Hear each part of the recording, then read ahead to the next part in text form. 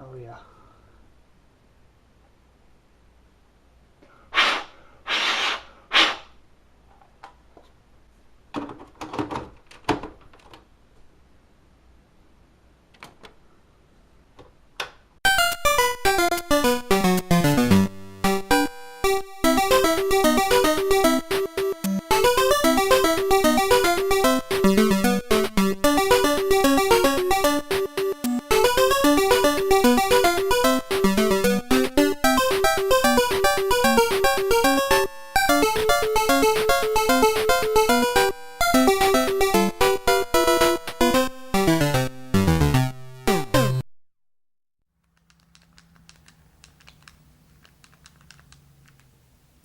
Salutations, YouTubers and my fellow subscribers.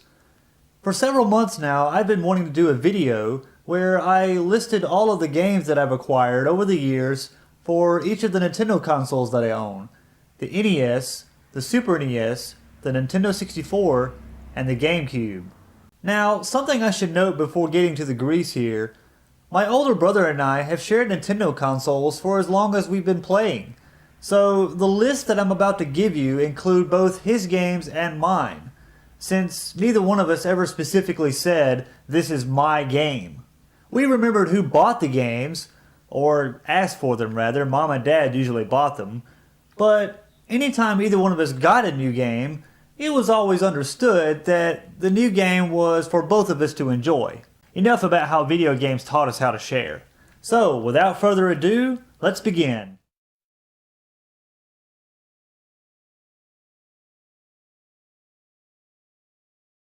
My library of NES games are as follows: Super Mario Bros. With Duck Hunt, Super Mario Bros. 2, Super Mario Bros. 3, Dr. Mario, Tetris, Yoshi, Mickey Mousecapade, Batman, Back to the Future, Back to the Future Parts 2 and 3, The Simpsons, Bart vs. the World, Tom and Jerry, Jurassic Park, Star Wars, The Empire Strikes Back, Indiana Jones and the Temple of Doom, Indiana Jones and the Last Crusade, The Legend of Zelda, Zelda 2, The Adventure of Link, Yoshi's Cookie, Battleship, Mario is Missing, Destination Earthstar, Mega Man 3, Mega Man 5, Mega Man 6, Mario's Time Machine, Ren and Stimpy Buckaroos, and Wario's Woods. A few years ago, a guy that was friends with the girl I was dating at the time was off to college, and he had a bunch of old games that he wanted to get rid of. He asked me if I wanted them, and I said sure, and asked him what he had, and he just told me it was a lot. He ended up giving me this big Eggo Waffles crate full of NES games.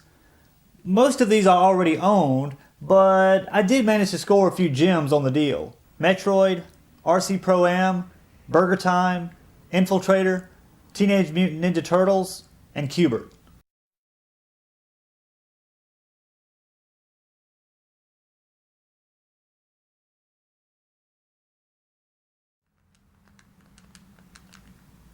My older brother got a Super Nintendo before I even knew the difference between a 16-bit console and an 8-bit console. My brother wanted one bad, but I don't remember ever caring much about it. I was still hard up on NES. But eventually, I got a Super Nintendo too, mainly because my brothers quit working. Just like the NES, my brother and I accumulated a boatload of games for our Super Nintendo as well. Super Mario World, Super Mario Kart, Mario Paint, Star Fox, Mega Man X, F-Zero, Super Star Wars, Super Empire Strikes Back, Super Return of the Jedi, Mario is Missing, Yoshi's Cookie, Super Battleship, Mighty Morphin Power Rangers, Ren and Stimpy Vidiots, The Legend of Zelda, A Link to the Past, Tetris and Dr. Mario, Super Mario All-Stars, ASP Air Strike Patrol, Bugs Bunny Rabbit Rampage, Star Trek The Next Generation, Star Trek Starfleet Academy, Indiana Jones' Greatest Adventures, Liberty or Death, Stargate, Jungle Strike, Star Trek Deep Space Nine, SimCity, Civilization, SimCity 2000, Breath of Fire, Harvest Moon, Super Mario RPG, Donkey Kong Country, Power Rangers The Fighting Edition, Super R-Type, and Final Fantasy Mystic Quest. I just recently got Final Fantasy Mystic Quest. My older brother used to rent the game on weekends along with Secret of Mana and Super R-Type. And that was probably the last time I played Final Fantasy Mystic Quest until last year when I finally bought it. Keep in mind, back in those days, there wasn't even such a thing as a Blockbuster. There was no internet.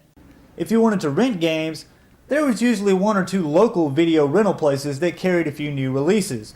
Usually one or two copies. So if you didn't scat over there right after school, your weekend was just fucked.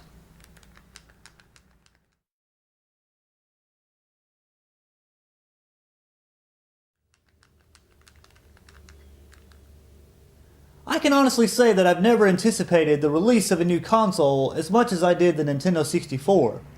By this time, I was a loyal subscriber to Nintendo Power magazine, and back then it was still the #1 source for all the latest information on games and consoles. Occasionally, Nintendo Power magazine would send out promotional VHS tapes. Yes, VHS tapes. This was way before DVDs. I still have mine for Donkey Kong Country, Diddy Kong Racing, Star Fox 64, and the Nintendo 64. The first time that I watched that Nintendo 64 promo video, I was just astonished at how dramatically different the graphics and the gameplay were. See, back then, no gamer had ever truly played a game where they had free reign in a 3D environment. Up until then, the norm was either side-scrollers, overhead views, or Mode 7 racing in flight. If you don't know what Mode 7 is, it was what Nintendo called any level in a game that was basically just a sprite sitting on top of a rotating bitmap. Super Mario Kart, Super Star Wars, Pilot Wings, all of those games used Mode 7. But when the Nintendo 64 was released, it was truly a monumental, groundbreaking step in the world of gaming. True 3D environments to explore at our leisure, and 64-bit graphics and sound. In my opinion, the Nintendo 64 offered some of the best games and some of the best variety in gaming history. I often consider that period the golden age of gaming. The games I have on Nintendo 64 are Super Mario 64, Pilot Wings 64, Star Wars Shadows of the Empire, Mario Kart 64, Star Fox 64, GoldenEye 007, Top Gear Rally, Cruisin' USA, Perfect Dark, The Legend of Zelda Ocarina of Time, Buck Bumble, Beetle Adventure Racing, Mission Impossible, Star Wars Rogue Squadron, Body Harvest, Ogre Battle 64, Harvest Moon 64, Donkey Kong 64, Jet Force Gemini, Star Wars Episode 1 Racer, Shadow Man, F-Zero X, Cruisin' World, The Legend of Zelda Majora's Mask, Madden Football 64, NFL Quarterback Club 98. I traded both of those in on Madden 99, NASCAR 99, Hybrid Heaven, Mortal Kombat Trilogy, and Star Wars Battle for Naboo.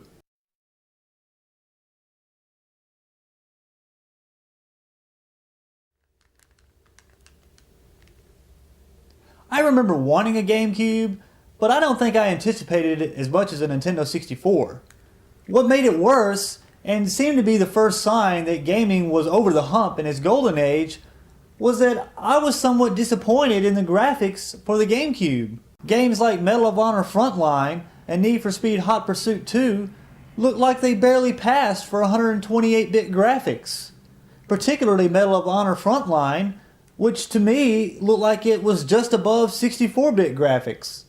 Granted, there were a few games that looked like they took full advantage of the GameCube's capabilities, such as Star Fox Adventures.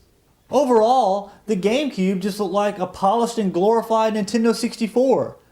We got tons of racing games, but we had already seen that on the Nintendo 64. We got tons of first-person shooters, but we had already seen that too on Nintendo 64. We got tons of third-person RPGs, but we had already seen that as well. In retrospect, the GameCube was to the Nintendo 64 what the Super Nintendo was to the original NES. Just an updated and more developed version. Now, why I didn't see the same trend back in the 90s when I bought my Super Nintendo? I don't know. I guess maybe the difference was that back in the 90s, the video game industry was still very much in its experimental stages.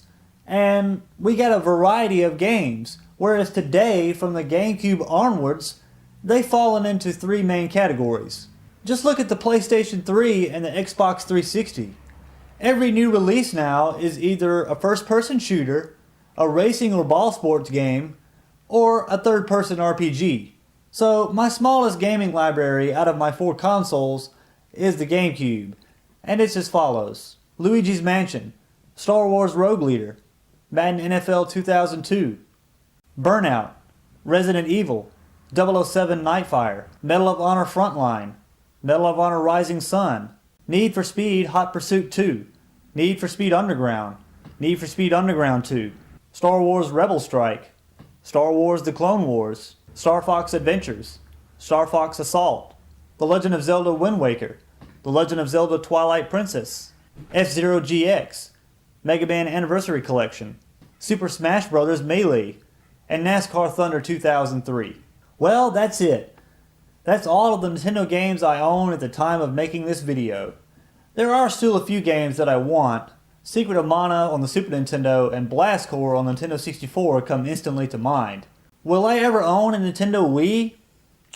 I don't know. I've never been crazy about the Wii remote. It works great for games like golf, tennis, bowling, and baseball, but football? No. Soccer? No. The moment you have a situation where your character has to move laterally in conjunction with swinging the Wii remote, the game becomes too cumbersome and too tedious to play. Additionally, racing games are a nightmare because you need split-second response time from your controller, and the Wii remote does have momentary lag to it, so it's useless when you're trying to steer your car in a drift. It's also useless in any kind of first-person shooter. Now, at the risk of contradicting myself, I did like what Nintendo did with Super Mario Bros. Wii. They returned to a side-scrolling format reminiscent of Super Mario World. The problem is that they designed the controller to be held like a tennis racket and not a conventional gaming controller. So playing Super Mario Bros. Wii for very long would probably be worse than playing the original NES for any extended period of time. And that's saying nothing about how the Nintendo Wii is virtually unenjoyable unless you're playing it on a relatively big screen, which I don't have. I haven't seen much on the Nintendo Wii U, mainly because I don't follow gaming anymore. I'm more than content with my old consoles because the 100 plus games that I have never get old, even the original Super Mario Bros.